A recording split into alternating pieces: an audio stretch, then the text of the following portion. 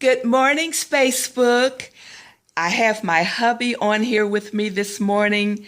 Can you believe it? Because he's not a social media person, but I got him to get on here because we are celebrating today our 36th wedding anniversary. January 5th, 1980. Wow. Seems like only yesterday, Queenie. Yes. But we just wanted to let you know that, number one, I would like to thank everybody so far on Spacebook, as I call it, that have given us congratulations and greetings. It means a lot. So in case I don't get to everybody right away to individually thank you, you have our sincere thanks. I agree with that also. Thank you guys very much. I know, see, this is the Queen's thing. This is not really my thing, but again, the marriage thing is very important and might be able to say something that might help some of you out there in your relationships. I hope so. But marriages, I'm going to tell you this right now, it's work, all right? It's wonderful work, but you got to put in the time, all right? And you also have to understand that there are going to be times when things don't go so well. But those are the times you got to have that love and respect for each other that helps to bridge the gap when things don't go so well. And my wife and I, and a lot of you know her story or our story a little bit, we had a lot of obstacles to overcome when we first started on this journey. But I'll tell you what, it's worth it. And I'm so glad that I hung in there, and I'm very, very glad that my beautiful bride hung in there. I call it hanging in there till the miracle happens. Oh, that'll work too. Because a lot of times, you know, people get married, whether they're old or young. I find that seems like some of the young people nowadays don't have the patience to hang in there and wait for the miracle to happen. We'll divorce over the first little thing that comes down the pike, rather than sticking and staying and working on it, because it hasn't been easy.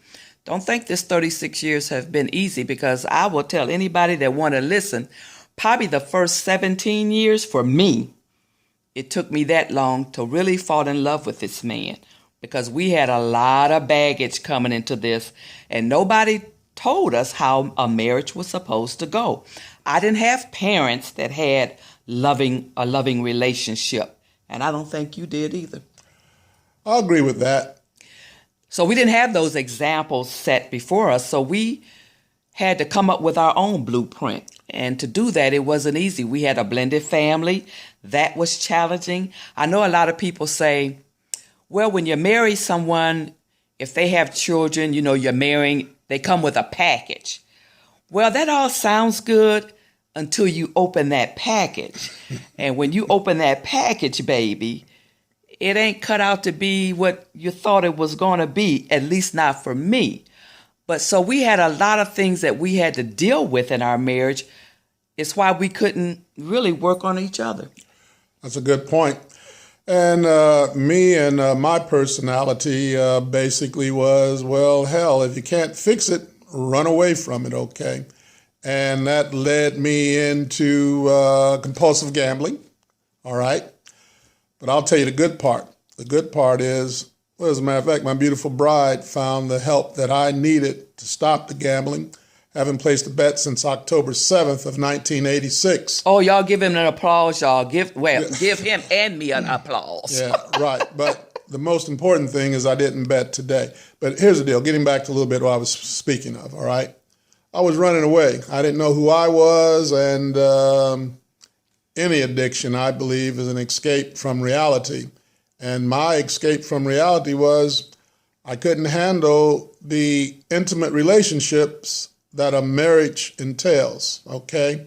Nobody today is more important of a, what do you want to say, human physical sense than my beautiful bride. And listen how he calls me his beautiful bride.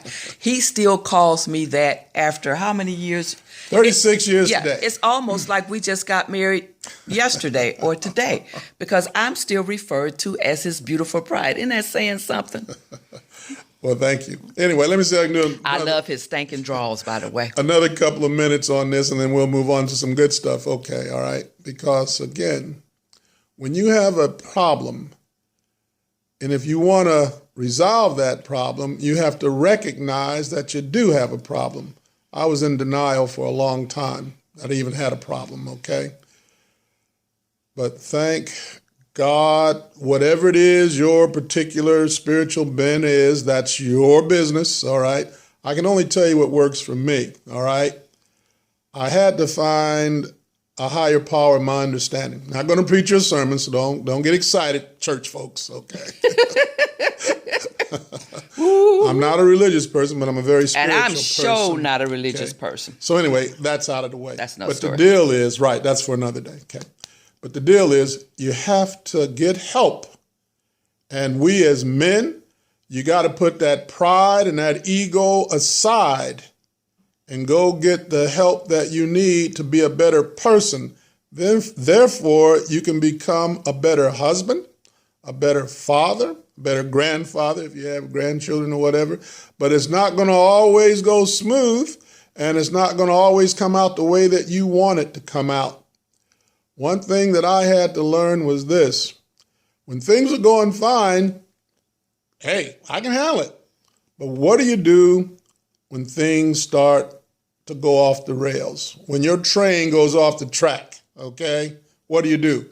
I ran to gambling, all right, and escaped because my wife was not the number one priority in my life. And I can admit it today. And that's very important because we as wives, we like to know that our husbands have our backs. And when we don't feel secure in that, I think it causes a little friction, wouldn't you say? It causes a lot of friction. Yeah. I'm trying to be nice. I It can't causes a stand whole you, lot of and I damn don't want to be friction. near you, No, and all of this. Get the hell business, out of here and don't come back. Oh, absolutely. Because I thought a few years ago, before we went to a support group, and not only did we go to support group, we went to counseling individually and collectively to work on our marriage. So like I said, this thing hasn't been easy, but he's been worth it. You ever find a diamond, they say, when you find a diamond that's in the mines, it looks like a rock, like a black rock, until they blast it or whatever they do. And I knew I had a diamond in the rough here because my husband is a very compassionate, tender-hearted man. And I knew I had a good man in him as my spouse. So we've been working on this thing now for 36 years, and I think we're on the good side of it now. Oh, there's no question about that. Yeah, we're on the good side. We've been through the wars and the whatever. Y'all know menopause. She could say other things, but she won't say it on Facebook because y'all know cussing is backed up in me. And it goes back from when I used to go to the Al-Qaeda, Taliban, ISIS, Pentecostal Church of God in Christ when I couldn't do a damn thing. So I got cussing backed up in me. And my husband, we're so opposite sometimes because he's not a cusser. He might say damn or shit or something. But I have my moments. Yeah, he has moments. The game, Ohio State game is on. It brings out the cussing in him. But I just cuss for no reason because it helps my blood pressure and my type 2 diabetes. Here's the deal, as far as I can understand it, okay? We as men, all right? We have to do the things that help our wives to be secure, okay? My biggest problem when I got married to my beautiful bride, she never felt that I had her back, okay? And women know things, and she was absolutely right. We let other things come between us, that intimate circle that I learned about in marriage counseling. Don't let no one in your intimate circle because it will put a crack in it. Yes. That goes for your children. I know that's hard to hear. You can't let little Susie Bell and Bobby Joe in your marriage because they will put a crack in it because one day they're going to be grown and gone. And if you don't get to know your husband and secure and solidify your marriage, you're going to be sitting up in your house wondering, who is that man sitting over there? Or who is that woman in the kitchen? And that's your husband and that's your wife. So nobody comes before your spouse. Absolutely. Okay. And again, you have to go inside and figure these things out. But a lot of times we as men, our pride and our ego get in the way. we're hurting, but we're not going to tell anybody we're hurting, and we'll just say and do some crazy stuff. That's why men die away. of heart attacks more so than women. Oh, sure. Because they suffer in silence a lot of times. They don't talk to other men or women or whoever you want to talk to, a counselor or whatever, because we've been there. So a lot of times men will leave here before a woman because they have so much pent-up anger and bitterness and unhappiness in them that they try to fix this thing by themselves.